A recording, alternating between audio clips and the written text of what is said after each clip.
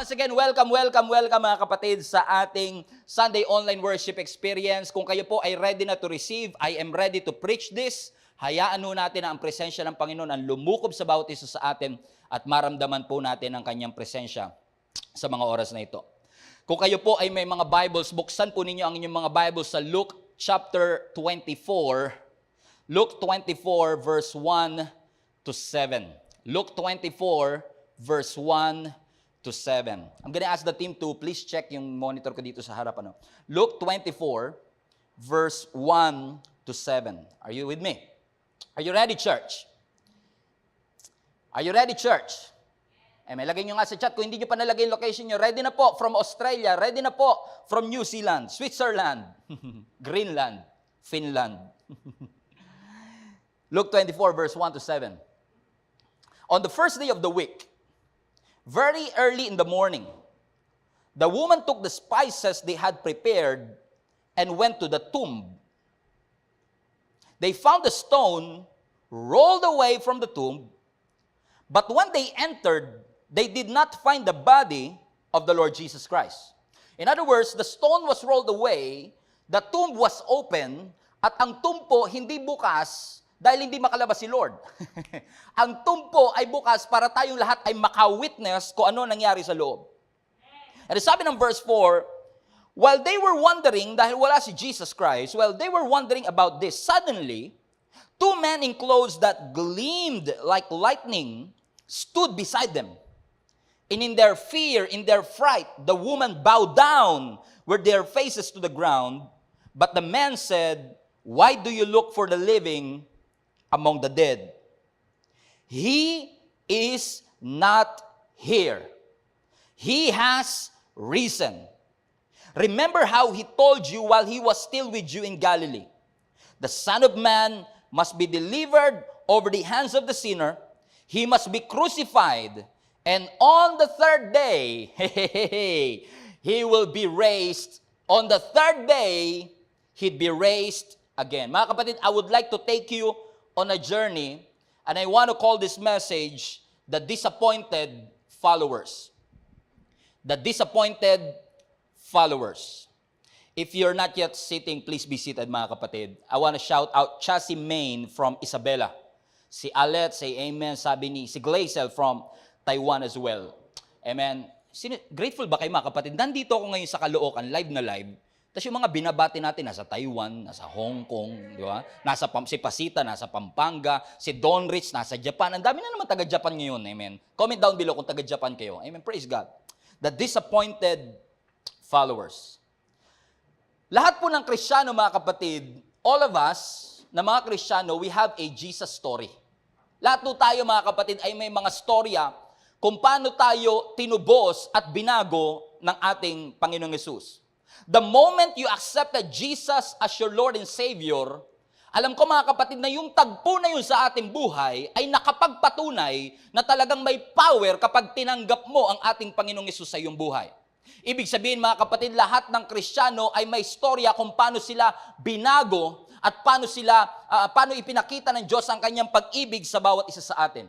At kapag tinanong ko po kayo kung kailan nyo tinanggap ang ating Panginoong Yesus, yung iba siguro sa inyo ay hindi nyo na maalala yung date. You may forget the date, but you cannot forget the event. Kung ano ang nangyari, kung ano yung moment na yon, kung saan naranasan mo ang pag-ibig ng ating Panginoon. Kasi dun sa moment na yun na tinanggap mo ang ating Panginoong Yesus, napaalala sa atin yung Romans 5:8. Na ang sabi ng Scripture that God demonstrated His love toward us. That while we were yet sinners, Christ died for us. Tayo po ay hopeless, tayo po ay makasalanan, pero dahil sa pag-ibig ng Panginoon na hindi niya lang basta sinabi mula sa langit, kundi dinemonstrate niya through the cross, tayong lahat ay naligtas. Ito pong Jesus story natin ay nagpapaalala kung saan sinasabi sa Titus chapter 2, that the grace of God has appeared to offer salvation to all of us. Yung John 1:14 ba? That the Word became flesh and dwelt among us. It was a reminder for all of us na tayo po ay hopeless, tayo ay makasalanan, pero dahil sa grace ng ating Panginoon, ikaw at ako ay nagkaroon ng kaligtasan. Ito po ay magandang paalala sa atin, amen, ng John 3:16 kung saan ibinigay ng Diyos ang kanyang bugtong na anak para sa iyo at para sa akin upang sino mang sumampalataya sa Kanya ay hindi mapahamak kundi magkaroon ng buhay na napakabuti ng ating Panginoon. Na hindi katulad ng ibang relihiyon, all religions will tell you God is good when you're good. That God loves good people, pero Christianity lang po ang nagsabi that God loves even the sinners. Na kahit tayo ay makasalanan, minahal at inibig tayo ng ating Panginoon. Na hindi huminto doon ang kabutihan ng Panginoon na merong ipinangakong blessed hope. Ang ating Panginoon, mga kapatid, that when we accept Him as our Lord and Savior, tayo po ay magkakamit ng buhay na walang hanggan. In other words, being a Christian is having a destiny. Kung ikaw ay Kristiyano, may destiny na nilaan at prepare ang Panginoon sa bawat isa sa atin. At kapag ikaw ay umasa doon sa destiny na ibinigay ng ating Panginoon, that hope will never put to shame. That hope will never be disappointed kasi alam nating totoo ang Diyos sa Kanyang mga salita. Na ang pag-ibig ng Diyos sa atin ay hindi nakabase sa ating nakaraan. God's love for you is not based on your history, but God's love for you is based on His story, na kung saan si Kristo ay namatay, nilibing at muling nabuhay para sa bawat isa sa atin. Magandang paalala na ang kamatayan ni Kristo ay sufficient to cover all our sins. Sino sa inyo ang grateful, mga kapatid, na ang ginawa ni Kristo ay sapat, sufficient para lahat ng ating mga kasalanan ay magkaroon ng kapatawaran. Praise the Lord. Na ang Diyos natin ay hindi shocked sa ating kasalanan. That Jesus is not intimidated with your sin. Na ang Diyos natin, mga kapatid, 2,000 years ago, sino sa inyo ang grateful, mga kapatid, that 2,000 years ago, somebody loved you, somebody cared for you, that He came down from heaven, gave His life for you. And that sin that we have is exactly the reason why Jesus came. That sin that we have is exactly the reason why Jesus gave His life, died and buried, rose again from the dead. Kaya nga po, mga kapatid, ingat tayo sa ating mga hinuhusgahan. Kasi minsan nandali sa ating maghusga kasi yung issue natin hindi issue ng iba. At yung issue nila hindi natin issue. Pero ang katotohanan, lahat naman tayo may issue. Lahat tayo ay may pagkukulang. Alam niyo, na-realize ko lang, hihinto lang siguro tayo sa panghuhusga kapag na-realize natin na ang kasalanan walang flavor.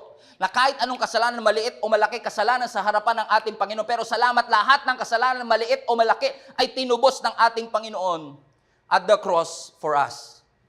Kaya pala ang sabi ng Romans chapter 3 verse 23, for everyone has sinned.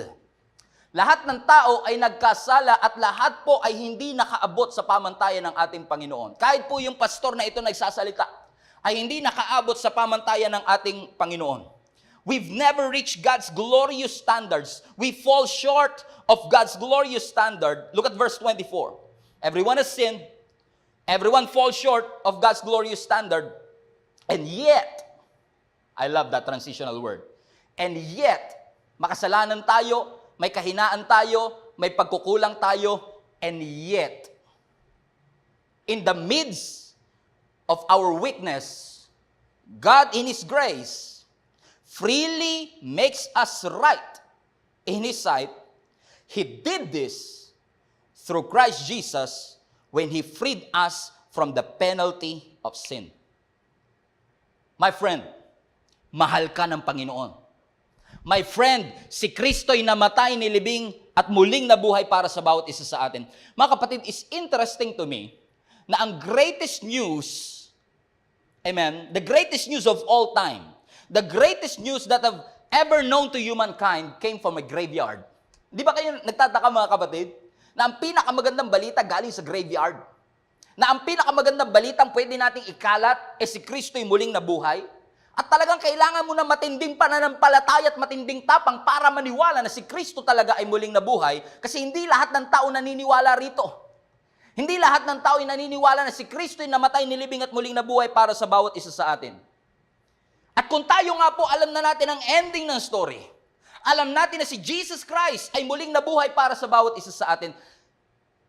Can you imagine?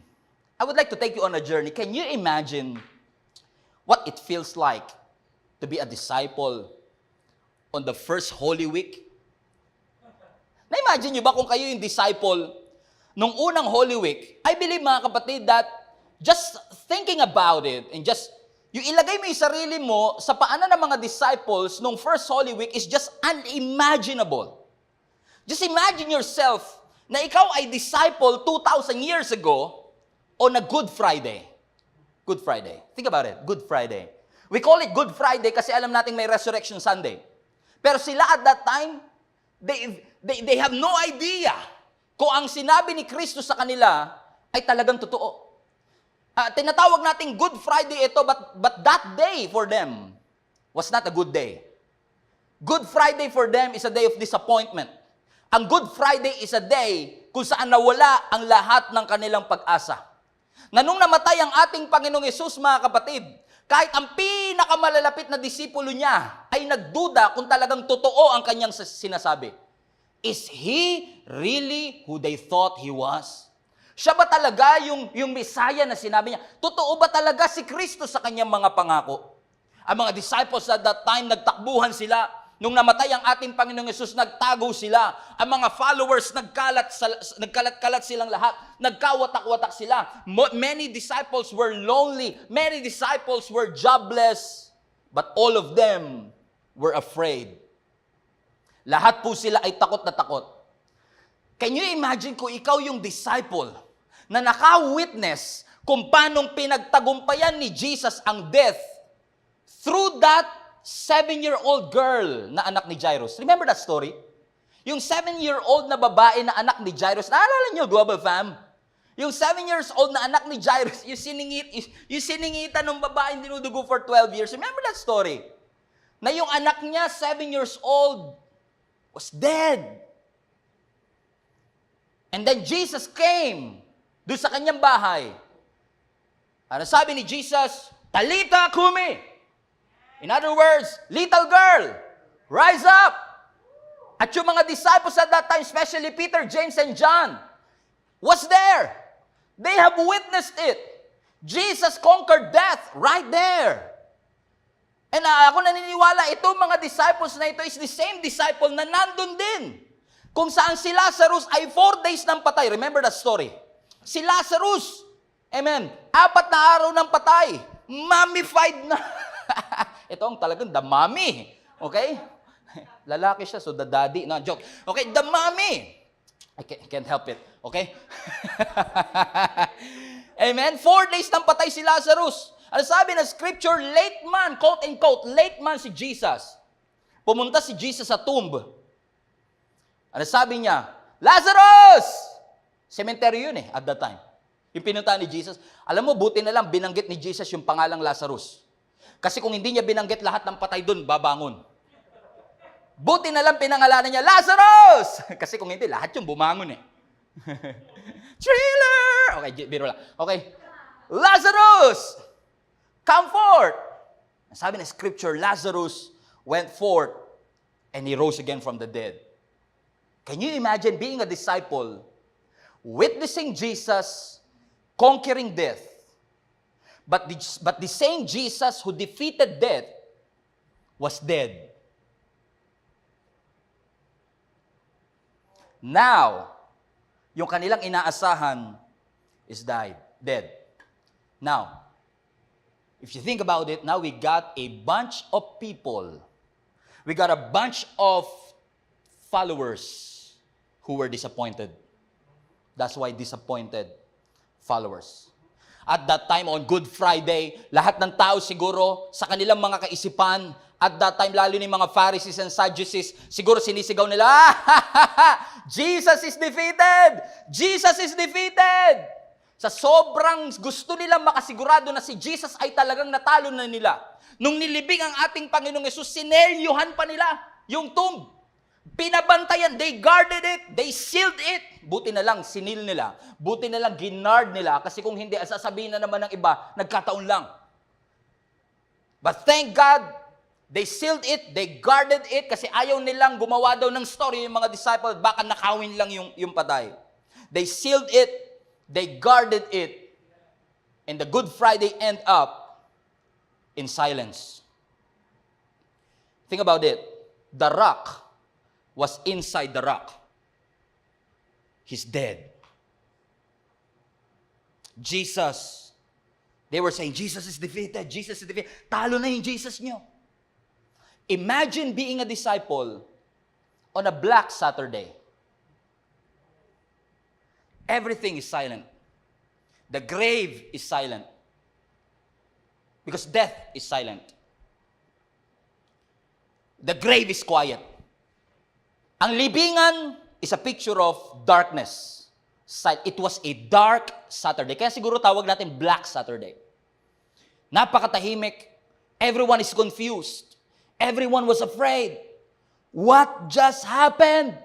Si Jesus, binuhay niya si Lazarus. Binuhay niya yung little girl. Pero bakit siya? He was dead. I can imagine being a disciple, sobrang discouraged, sobrang takot. And then the waiting starts. Everyone is silent. It's a dark Saturday.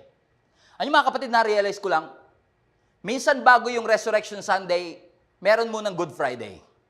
Minsan bago yung Resurrection Sunday, meron munang Black Saturday. Sometimes it's going to get dark first before it gets better. Ano yung ibig sabihin nito mga kapatid? Black Saturday is a picture that we are still going to go through the same pain. Yes, we are going to go through the same worry. Lahat tayo dadaan pa rin sa mga pagsubok ng ating buhay. But the God that we serve is not a defeated God. Ang Diyos na pinaglilingkuran natin, hindi huminto sa Good Friday, hindi huminto sa Black Saturday. On a Sunday morning, He rose again from the dead. Kaya pala ang sabi ng Panginoon, weeping may endure for a night, but joy comes in the morning. Hindi humihinto sa pag-iyak kasi may kaligayahang ibinibigay ang Panginoon. Hindi nahihinto sa confusion kasi merong pag-aayos na ginagawa ang ating Panginoon. Just entrust your life to Him and your life will never be the same again. Alam nyo, isa sa pinakagustong-gusto ko sa Panginoon, God can take things that are dead and bring it to life. Ano mang patay sa ating buhay, patay na relationship, patay na pag-asa, patay na panaginip, patay na perspective, kahit yung attraction natin minsan sa asawa natin is dead, God can resurrect it. God can bring life to it. Because Jesus, the God that you serve, is a God of resurrection. Hallelujah! Hallelujah! Pwede na tayo matapos dito mga kapatid. This is it. Jesus is the resurrection. Si Kristo ay hindi lang basta muling nabuhay. He is the resurrection and the life. Kaya nga naalala nyo yung bago lumabas ang mga Israelites papunta na, mula Egypt papunta sa Promised Land. Remember that story? Remember Prince? Remember Nelvin? Naalala nyo ba yung tagpo na yon mga kapatid? Na bago sila palabasin ng mga Egyptian, kailangan mag-send ng Lord ng 10 salot sa kanila. At yung isa sa mga salot, tuntua ako kasi, bawat salot na gawin o ibigay ng Panginoon sa Egyptian, nakukopya ng mga Egyptian. Nung ginawa nilang pula yung dagat, nakopya ng mga magician. Nung ginawa nila yung mga frog, nakopya nilang lahat. Pero there is one plague na hindi nila makopya. Yung pangatlong plague kung saan nagpadala ang Lord ng mga lice o lisa, kuto, lisa, kuto. Yung makati. Tama, nangangati na rin kayo. Kati, lisa. Ang sabi ng scripture kay Moses, iipalo mo ang iyong tungkod sa mga buhangin at ang mga buhangin ay magiging lisa. It became a lice. Lisa. Nung ginawa ni Moses yun at naging lisa, yung mga magician, they tried their best. Para yung lisa, makopya nila, but they cannot copy it. And for years, I've been asking, bakit sa dami-dami ng lahat ng nakopya nila halos lahat, pero bakit yung sa lisa ay hindi nila makopya? You know what I realized? Hindi nila makopya yung plague na yon because they have no control over life. Wala silang control sa buhay. Only Jesus can resurrect the dead so that the dead will live again. There is power in the resurrection of our Lord Jesus Christ. Kaya nga si Peter, mga kapatid, yung unang-unang preaching ni Peter sa Acts chapter 2 is about the resurrection of our Lord Jesus Christ. Remember that story? And 3,000 people got saved because Peter spoke about the resurrected King. Ang topic ni Pedro, amen, ay patungkol sa muling pagkabuhay ng ating Panginoon. At lahat ng tumanggap kay Kristo was filled with hope. Because there's hope in the resurrection of our Lord Jesus Christ. Which made me wonder, why is it na yung mga disciples at that time, instead of hope, they had fear. Bakit nga ba, no? Christian naman tayo, pero imbis na pag-asa, parang takot ang madalas mamayani sa ating puso. Bakit imbis na sana kapayapaan, parang worry ang laging nagahari sa ating puso? Hindi po ba natin naiintindihan na ang buhay ni Kristo ay hindi ordinary? So if the life of Jesus is not an ordinary life, ibig sabihin the death of Jesus was not an ordinary death. Yung babae, yung 7 years old, nabuhay pero namatay uli. Si Lazarus, nabuhay pero namatay uli. Pero si Jesus will never die again. He has risen and Jesus is alive. The resurrection of our Lord Jesus Christ, ang puso ng gospel. Ang resurrection ni Jesus, ang core ng ating Christianity. Ang muling pagkabuhay ng ating Panginoong Yesus, ang climax ng lahat ng ginawa ng ating Panginoon sa bawat isa sa atin. Kung walang resurrection, kahit gaano kadaming miracles ang pinerform ng ating Panginoon, we will still be lost. Kaya nga sabi ni Pedro, o ni Paul rather, sa 1 Corinthians chapter 15, if Jesus has not risen, our preaching is in vain. Kung ang ating Panginoong Yesus ay hindi muling nabuhay, your faith is in vain. Kung ang ating Panginoong Yesus ay hindi muling nabuhay, ang faith mo ay futile. Walang silbi. Baliwala. Bakit? Ang muling pagkabuhay ni Kristo ay katunayan. Watch this, listen. Kung hindi nyo man naintindihan lahat ng sinabi ko, get this. Ang muling pagkabuhay ni Kristo ay katunayan na ang lahat ng iyong kasalanan ay nagkaroon ng kapatawaran. Kung hindi nabuhay ang ating Panginoong Yesus, wala kang proof na ang iyong kasalanan ay pinatawad na ng ating. Ibig sabihin, pwede kang maging confident ngayon na si Kristo ay pinagbayaran ng iyong Pastor, paano ko naging righteous? Because Jesus is alive. That resurrection is a proof. It guarantees na lahat ng nakaraan mo, inayos na ng Panginoon. Yung resurrection ni Jesus Christ ay guarantee na kaya mong makasurvive sa anumang pinagdadaanan mo ngayon. Because the resurrection of our Lord Jesus Christ guarantees your present. That whatever difficulty that you are in, whatever problems that you are facing, anumang problema, anumang struggle ang pinagdadaanan mo, gaano man kahirap ang buhay, in-empower ng Diyos ang kanyang mga anak para mapagtagumpayan ang lahat ng ating pinagdadaanan kasi si Kristo ay muling nabuhay. He has taken care of your past. He is taking care of your present. And watch this, the resurrection power of Christ is a proof that you have a blessed future. The past, present, and future, all have been taken care of by our Lord Jesus Christ. At yun, nakita ko mga kapatid, magkakaroon ka lang ng faith sa future. Magkakaroon ka lang ng hope sa future kung meron kang pananampalataya sa kasalukuyan. Jesus is alive. At kung si Kristo hindi muling nabuhay, maaaring wala lahat tayong pag-asa. Ang sarap maging Kristiyano.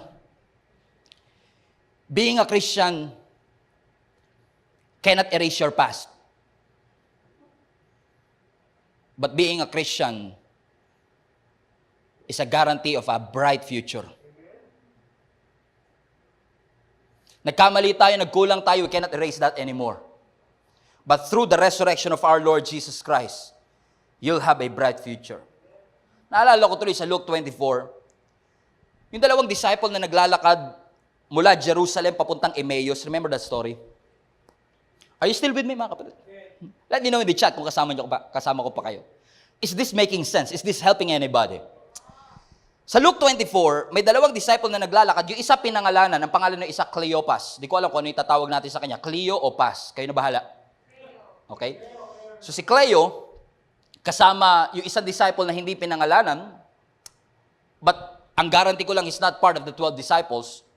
So si Cleo kasama yung isang loyal disciple pa. And by the way, I've learned na itong si Cleopas pala ay uncle ni Jesus. So bear that in mind. So si Uncle Cleo, si Uncle Cleo, kasama isang disciple, naglalakad sila, they were so sad. Na ang sabi ng verse 1 ng Luke 24, that same day, watch this, yung parehong araw na muling nabuhay ang ating Panginoong Yesus, may dalawang disciple na naglalakad at malungkot. Hindi katulad natin on the Resurrection Sunday, we are happy, we are celebrating. Pero itong dalawang disciple na ito sa unang Resurrection Sunday, malungkot sila. Ang sabi ng scripture, as they were walking, their faces were downcast. Lahat sila, nag-uusap silang dalawa pero malungkot sila. Siguro naririnig ko yung usapan nila kasi ang sabi ng scripture, pinag-uusapan nila yung nangyari kay Jesus. Kung paano siyang pinahirapan, kung paano siyang pinatay. Pinag-uusapan nila na nung umaga na yon, may nagbalita sa kanila na muli na raw nabuhay ang ating Panginoong Hesus at nawala na lang yung bangkay ni Jesus Christ and they were confused. Punong-puno ng takot ang kanilang, si Uncle Cleo kasama yung isang disciple ay takot na takot. Siguro sinasabi nila, napaka-unfair, no? Wala namang kasalanan si Jesus Christ. Yung pamangkin ko, wala namang ginagawang masama. Bakit parang napaka-unfair? Kasi minsan ganun tayo sa buhay natin, di ba? Sometimes kapag may mga struggle tayo sa buhay, kapag dumaraan tayo sa mga Black Saturday at Good Friday ng ating buhay, sometimes we make this statement, life is unfair. Walang kwenta ang buhay ko. And usually, yung pagiging unfair ng buhay is because of what you've done or what has done to you. Kung ano ginawa mo, naging desisyon mo at ginawa ng ibang tao sa'yo. Kasi nga naman, pastor, hindi naman kasi biruin mo, pastor, yung iba pogi-pogi. Ako, hindi naman masyadong pogi. Hindi naman lahat matalino. Bakit kasi hindi lahat mayaman? Ang hirap-hirap ng buhay na mag-produce ng pera. Napaka-unfair ng buhay. At pag tayo dumadaan sa mga pain, pag tayo dumadaan sa mga uncertainty, pag tayo dumadaan sa mga Good Friday, napakadaling i-recognize ng pain. Napakadaling maging malungkot. It's logical na umiyak. And that's true. But if it's easy for you to recognize the pain, always recognize the purpose of the pain. May layunin ng Panginoon kung bakit tayo dumadaan sa mga Good Friday. Kasi ang Good Friday, hindi mo destination. Ang Black Saturday, hindi mo destination. Kasi may Good Friday man, may Black Saturday man, pero the Resurrection Sunday will come. They were so sad. And then, ang sabi ng scripture, out of nowhere. Imagine this. Habang naglalakad sila, out of nowhere, biglang nag-appear ang Panginoon sa kanilang gitna. Biglang sumingit si Jesus. Sa gitna talaga nila. At nagtanong si Jesus, ba't kayo malungkot?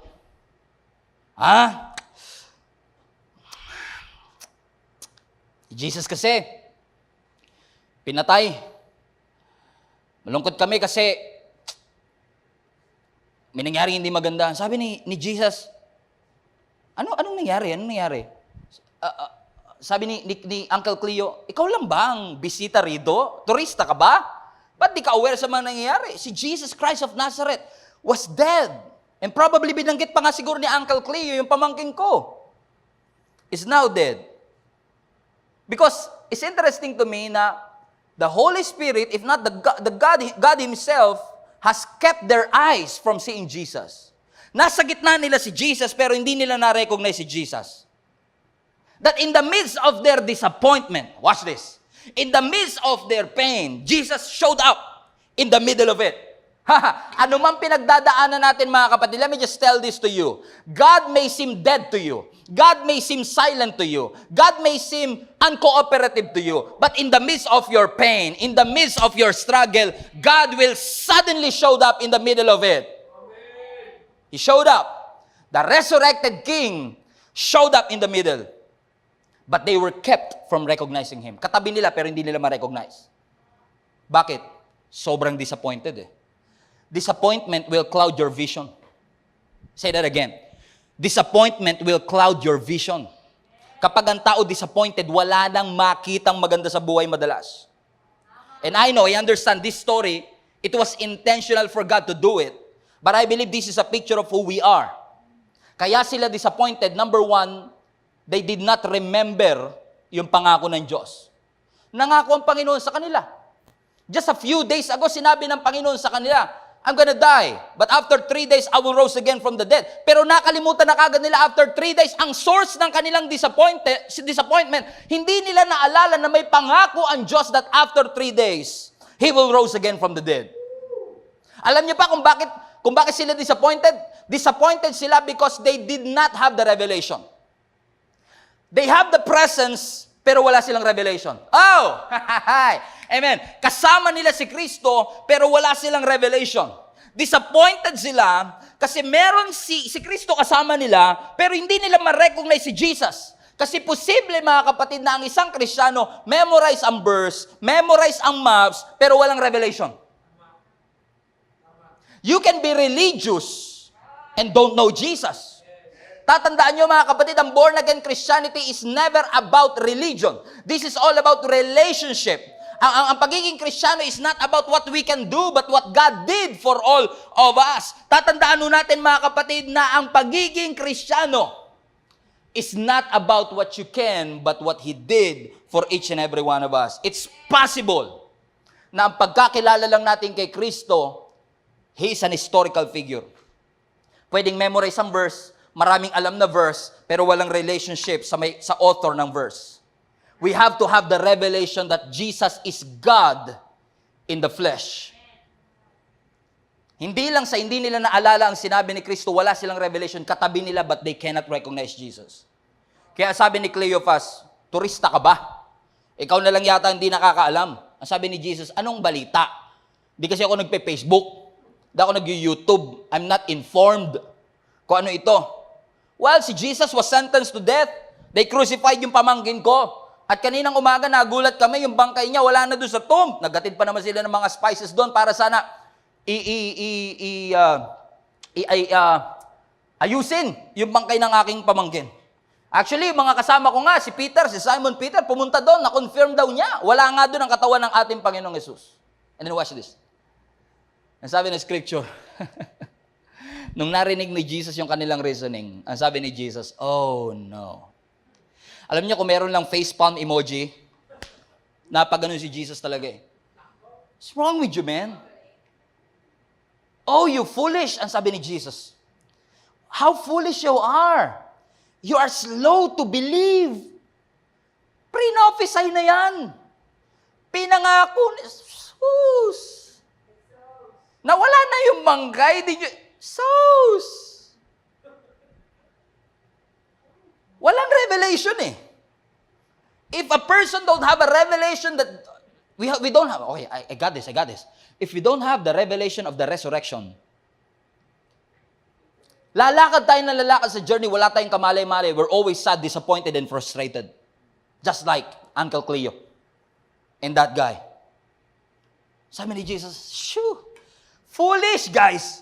Ang bagal niyong maniwala. Alam niyo, pinangako ko, after 3 days, muli akong mabubuhay. Dapat yan, naglagay kayo ng malaking tarpaulin dun sa harap ng, sabi niyo, welcome back, Jesus eh. Alam niyo, expected dapat natin yan. Yung Last Supper, binanggit ko sa mga disciples yan. Uncle naman. Pinost ko yan eh. Dapat niya may tarpaulin kayo, welcome back. Ano na-realize ko nga, kung tutusin, pwedeng gawin ni Jesus, bigla na lang siya magpakita, gisingin niya yung dalawa, tada! I'm here. Ano mga sinasabi ninyo? But instead, watch this, instead of showing himself and revealing himself that quick, as sabi ng scripture, he showed, watch this, fasten your seatbelt, he showed himself through the scriptures. Sa gitna ng kanilang disappointment, sabi ni Jesus, come on, okay, watch this. Ang sabi ng scripture, verse 27, and beginning with Moses and the prophet, he explained, watch this, he explained to them what was said in the scripture, watch this, concerning himself. In other words, sinabi ni Jesus yung lahat ng mga clue, na, lahat ng guarantee, na talaga siya talaga yung prophesied Messiah. Oh man! How I wish nandun ako sa conversation na yon. Kasi hindi diniscuss sa atin ng scripture kung ano exactly yung binanggit ni Jesus Christ. Fast forward sa atin. But probably habang naglalakad sila, oh, you foolish guys. Ay, nako, kawawa naman itong mga disciples. Uncle naman. Hindi ba naalala? Genesis chapter 3, verse 15, nung nagkasala si Adan at Eva, may pinangako ang Diyos na may darating na promised seed. Ako yun. Jesus was revealing to them, amen, who He is in the scripture. Uncle Cleo, hindi mo ba alam? Hindi mo ba natatanda? Okay, watch this, Uncle Cleo ha. Naalala mo yung mga Israelites nung nasa desert at wala silang mainom? Anong sabi ng Lord kay Moses, magsalita siya sa rock? Ako yung rock. At yung rock na yun, nung nagsalita at tinampas actually ni Moses, nag-produce ng water. Ako yung living water. He was revealing himself to them. Ako, yung prophesy, naalala nyo si Jonah na nakulong sa tiyan ng isda for 3 days? Hindi pa ba clue sa inyo yon? Na 3 days ako nasa grave, but after 3 days, I will rise again from the dead? Hindi ba, Uncle Cleo, hindi ba clue sa inyo? Yung tabernacle, meron dong menorah candlestick. Meron yung menorah candlestick na nagsisilbing ilaw sa loob ng tabernacle, na sinabi ko sa mga disciples, I am the light. At pag tinignan mo yung kanan, nandun yung mga tinapay, remember that? At sinabi ko, I am the bread. That's me. That is a picture of who I am. And Jesus was trying to expound to them. And how I wish I was there. He's trying to explain to them, I am the resurrection and the life. I am the bread of life. I am. Alam niyo mga kapatid, it's possible to be a Christian and don't have the revelation of who He is in your life. But I tell you this, if you have the revelation of His resurrection, that He is the Christ that was concealed in the old, but was revealed in the new, your lives will be changed forever. Kapag nakilala mo mga kapatid, kapag na-realize mo mga kapatid, na ang Biblia ay hindi hiwa-hiwalay na libro, kundi ang Biblia ay lahat nakapatungkol sa John 3:16, that Jesus came, died, rose again from the dead, dahil sa pag-ibig niya sa iyo, it will change the way you live. 7 miles. Sinearch ko, 2 hours, 11 kilometers, 2-hour conversation. I wish I was there. And finally, sabi na scripture, when they reach Emmaus, nung narating nila Emmaus, sabi na scripture, nagpanggap si Jesus na as if tutuloy pa siya. Pero ang sabi nung dalawa, sabi ni Uncle Cleo, ay, hey, gabi na. Kain na lang muna tayo ng dinner. Now, this is the twist of the story. Si Jesus nag-join lang, pero ngayon makikikain pa. Sabi ni Uncle Cleo, pasok ka muna sa loob. Gabi na rin naman. Bear that in mind, ha? Kaya hindi nila pinatuloy si Jesus kasi sabi nila gabi na. Ang sabi nila, pasok ka. Ano sabi ng scripture, verse 30, watch this. Verse 30, Luke 24. Andiyan na tayo? Ang sabi ng verse 30, when He was at the table with them, watch this. He took the bread. Hold on. Who took the bread? Who took the bread? Come on, put that in the chat. Who took the bread? Jesus! Teka lang, si Jesus, bisita lang. Siya pa yung nauna. Nung umupo si Jesus, nasa table siya, hindi siya ang visitor, hindi siya ang host. Pero naging host. Ano sabi ng scripture, kumuha siya ng tinapay. He broke it. Tinapay. Brinok. What's that? A picture of communion. He broke the bread and gave it to them. And watch this, verse 31. And after giving that bread, 31, then their eyes were opened. Finally, they have the revelation. Their eyes were opened and they recognized Him. And they disappeared in their sight. All of a sudden, nung na-recognize sila si Jesus, bigla na lang nawala si Jesus Christ. Which, by the way, He had a glorified body. Kung kailan niya gusto mawala, bigla na siya mawawala. Hindi niya kailangan ng pinto, hindi niya kailangan ng dingding. He can go through it. And yun din ang pangako ng Lord sa lahat ng mga Kristiyano pagdating ng end times. Na lahat tayo bibigyan ng glorified body. Walang taba, walang stretch marks, hallelujah. Lahat, o sino sa inyo excited na sa glorified body niyo? Sabihin nyo nga sa chat, hindi nyo pa nakikilala yung tunay na ako kasi pag nakita mo yung glorified body ko, mai-inlove ka. Joke lang. Okay? He took the bread. He broke it. And they recognized Him. And I read it over and over again. Uncle Cleo was there. The disciple was there. Jesus was there. And when Jesus broke it, finally, their eyes were open. Teka lang. Sa Last Supper, kasi minsan sabihin natin, kaya nila na-recognize. Ba't nila na-recognize si Jesus? Dahil ba sa communion? Well, probably. But think about it. Andun ba si Uncle Cleo at nandun ba yung disciple nung Last Supper? Nung inintroduce ni Jesus yung communion? Wala sila doon. So, it's a possibility. I'm not saying it is an absolute truth, but it is a possibility na hindi dahil sa communion, kaya nila na-recognize si Jesus. You know what? I have a theory. Watch this. Na nung brinake ni Jesus yung bread, posible na nakita ni Uncle Cleo yung butas sa kamay ng ating Panginoong Hesus. And finally, they recognize who Jesus was. Hindi nila na-recognize si Jesus sa 2 oras na paglalakad, pero na-recognize nila si Jesus nung nakita nila yung mga sugat ng ating Panginoong Hesus. By the way, trivia ko lang in case you forgot, 5 ang sugat ng ating Panginoong Hesus. 2 sa kamay, 2 sa paa, 1 sa tagiliran, and 5 is a picture of God's grace. That His grace for you is just so amazing that He was wounded for your transgression. Namatay si Kristo para sa iyo, and when you see that wounds, it always reminds you how powerful our God is. And I'm going to close with this. Sabi ng scripture, nung na-recognize sila si Jesus, bigla na lang nag-disappear si Jesus. Ano sabi ng verse 32? Uncle, Cleo. Verse 32, they ask each other, naramdaman mo rin ba? Parang nag-alab yung puso natin nung kausap natin si Jesus. Lalo na yung dinidiscuss niya sa atin yung tungkol sa scripture. Their hearts were warm. Parang may lukso ng dugo. They were not able to recognize Him, pero nung nagkaroon sila ng revelation, bigla silang nataon na sabi nila, oo nga, Uncle. Ako din. Naramdaman ko din yun. And then they recognize Jesus. And watch this. This is the part that I love, verse 33. And then after that, after nila mag-usap, they got up. Watch this. They got up. Watch this. They got up and returned at once. Verse 32, please. Verse 33.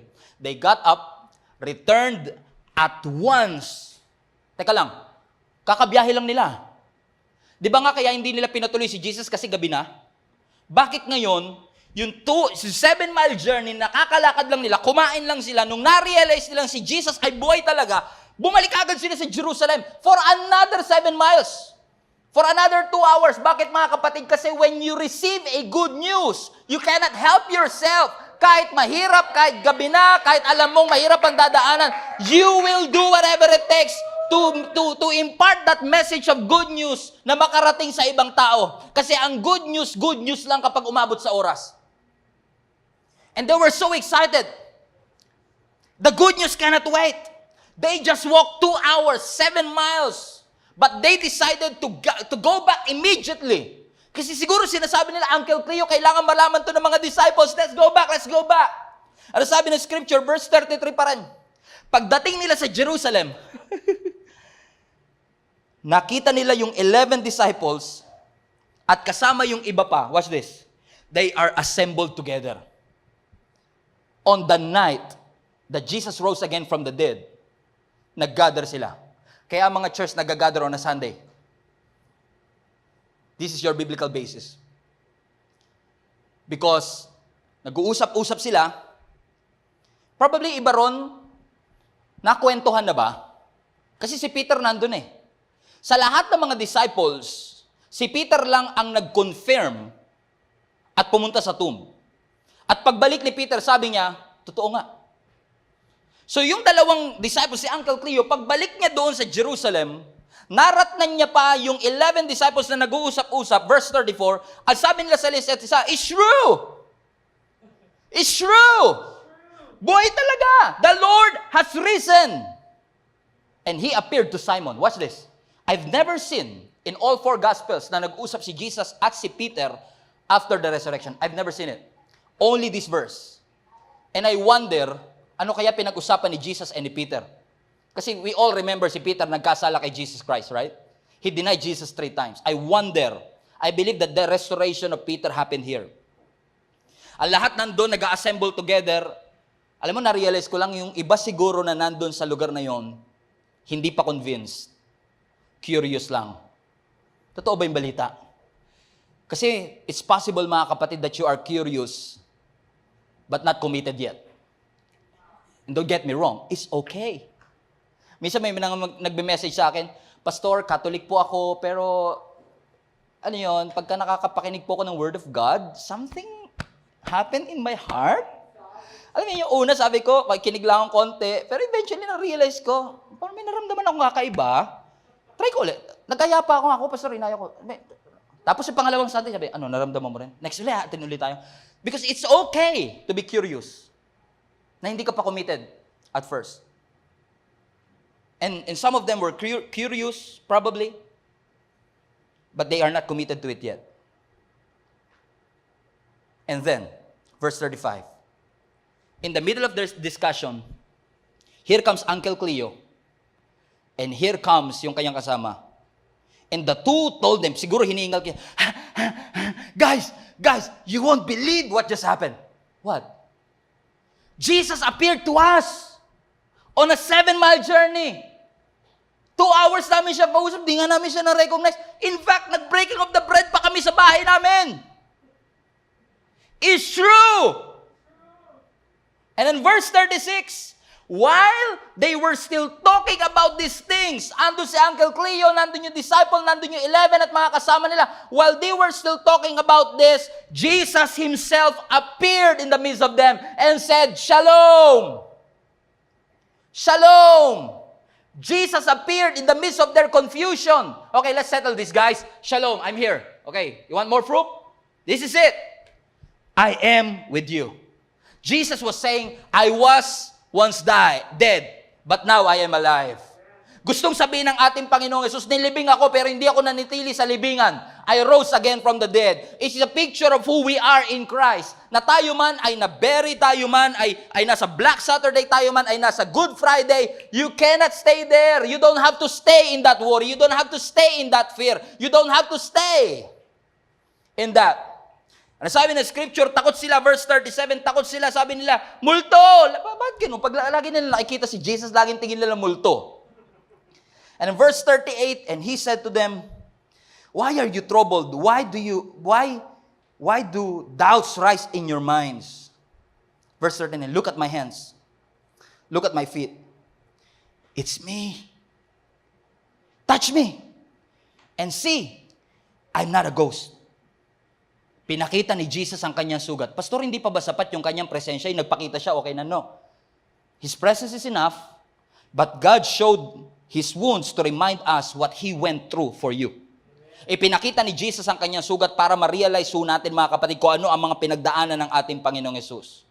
Na ang sinasabi ng ating Panginoong Yesus, alam ko yung addiction mo, alam ko yung affair, alam ko yung kasalanan na ginawa mo, alam ko yung lahat ng mga pagkakamali mo of the past, at lahat ng yun ay tinubos ko sa pamamagitan ng ating Panginoong Yesus. At you don't have to stay wounded forever because healing is in my hand. You don't have to stay, amen, in that disappointment. You don't have to stay in that bitterness. You don't have to stay in that unforgiveness. You don't have to stay in that cycle. You don't have to stay in that lack because Jesus is alive.